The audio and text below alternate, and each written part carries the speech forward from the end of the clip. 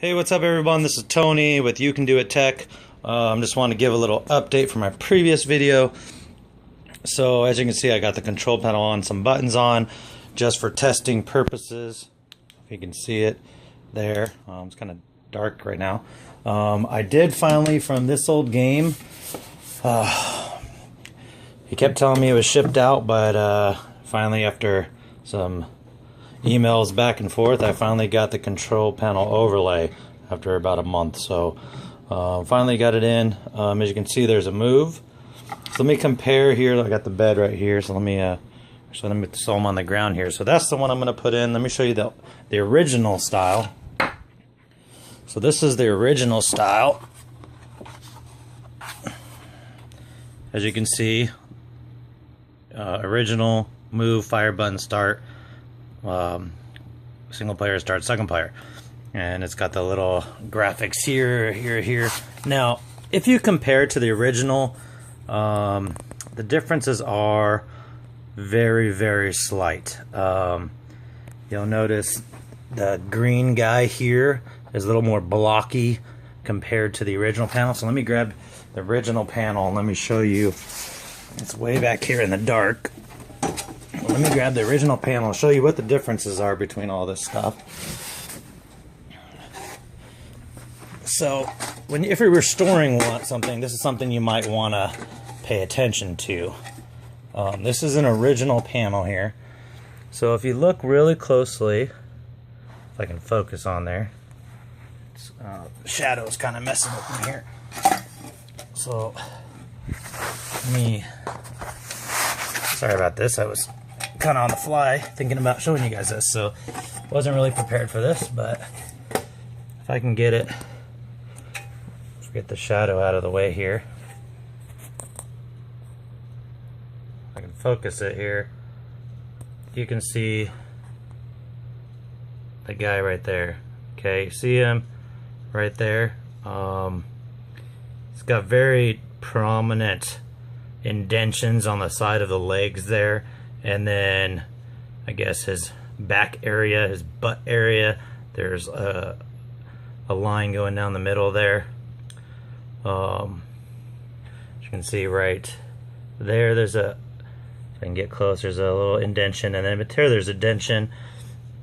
And then some of the lines, like around the spaceship here, very skinny black line, and very skinny blue line around here, and then in between the back area here, it's white. Okay, and then also right here, the blue line's very skinny and kind of stops once it cuts up right here. Now if you look at the reproduction, there's very tiny indentation there. There's no indentation on the back there. The black line's very thick and it just comes straight across here. It doesn't cut up and stop. It just comes up and then goes across. Same thing with this guy. It's black underneath his butt area, or whatever you want to call it.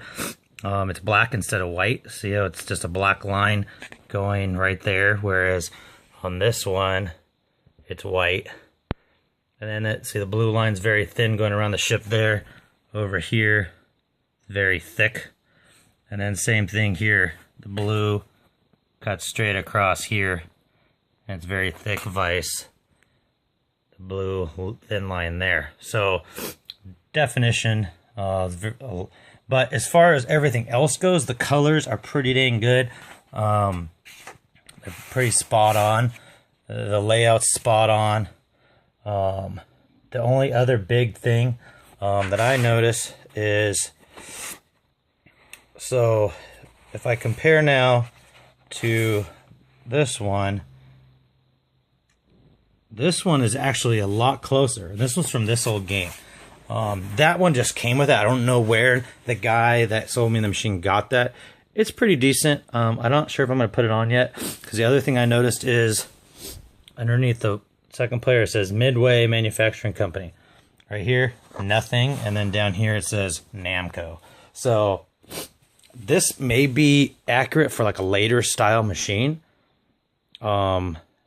I don't know, because I just have my machine to compare off of.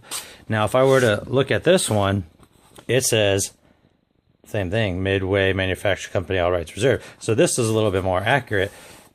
There's white in between this thing here. There's the indentions, everything looks good here. The outline looks good. So this is actually a lot closer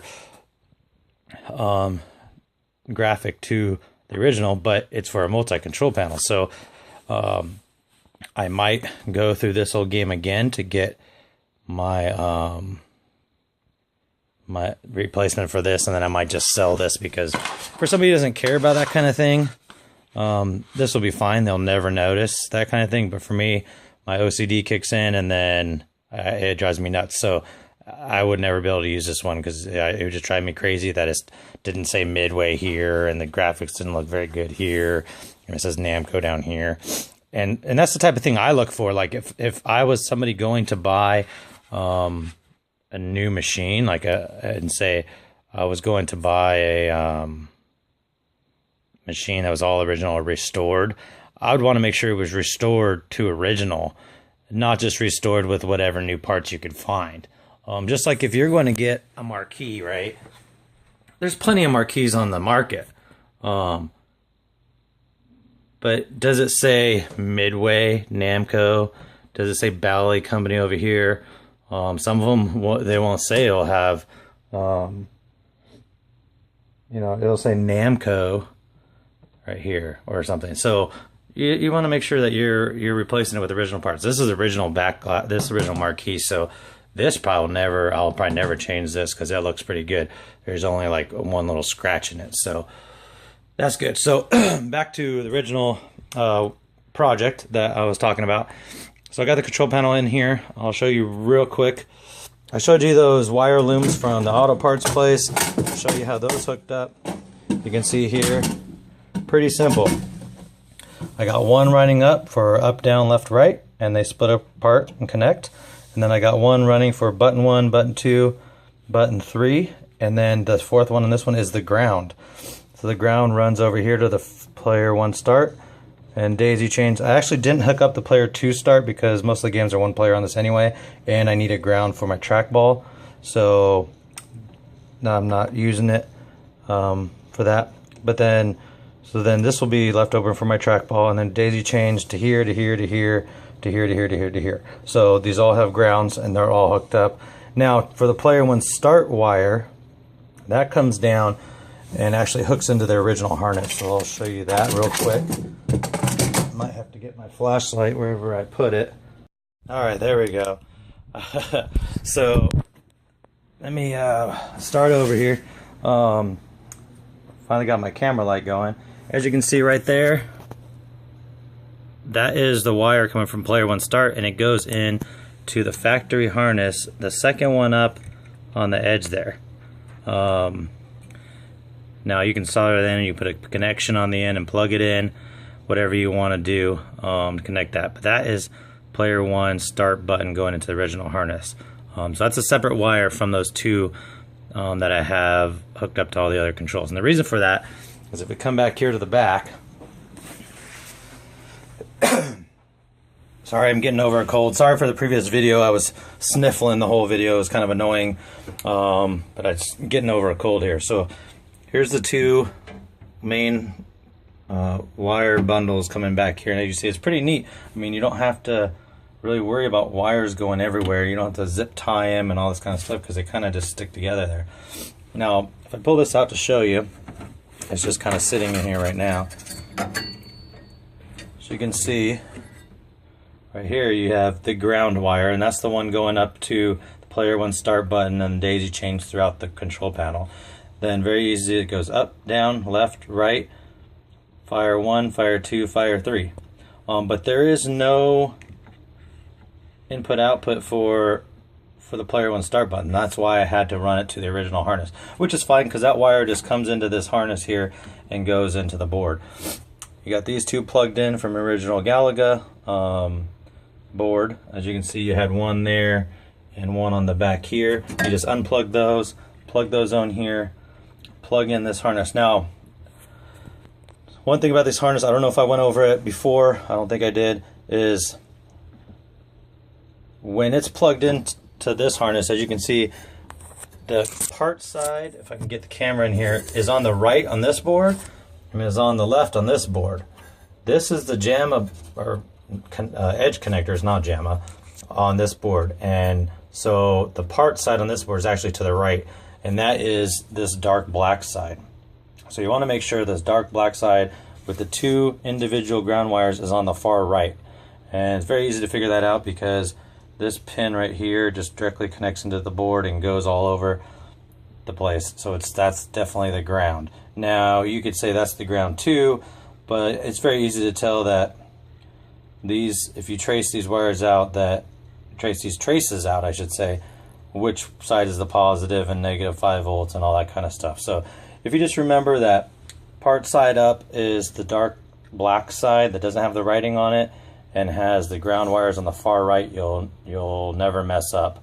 Also, when it's plugged into your board, if you have your video on the far end here, then the black side is going to go out and the writing side is going to come in. Now, if you have your board flipped in this, where this connection is actually over here on this side, then it's going to be opposite.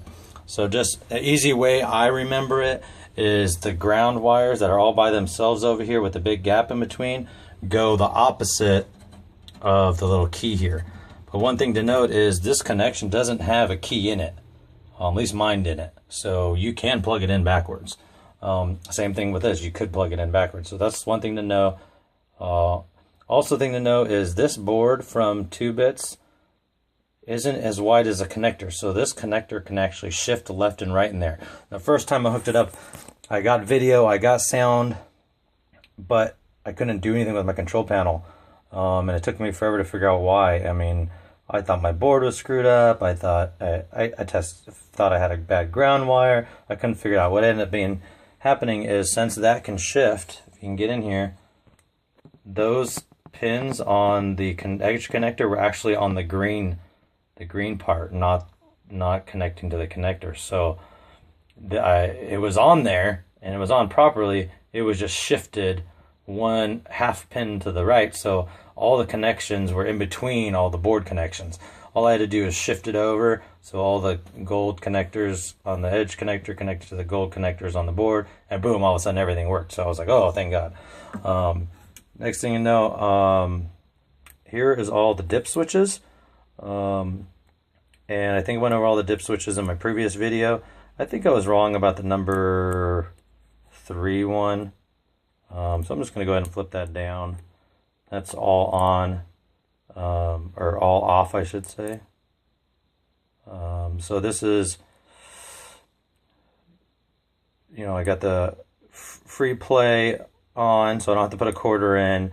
I got the CGA, because these are set up for you to use this VGA port, and they're set up to use a coin. So when you get it, you have to put a coin in, and you have to be using this port. If not, it's not going to work. So the easiest thing to do is flip them all down. If you flip them all down, you're good to go in a CGA cabinet. Now, if you want to put it on free play, then that's the number 3 one, I believe. Let me get the manual so I don't. I explained it all last video, but just to be safe here, let me go out here and in the dark here and grab the manual.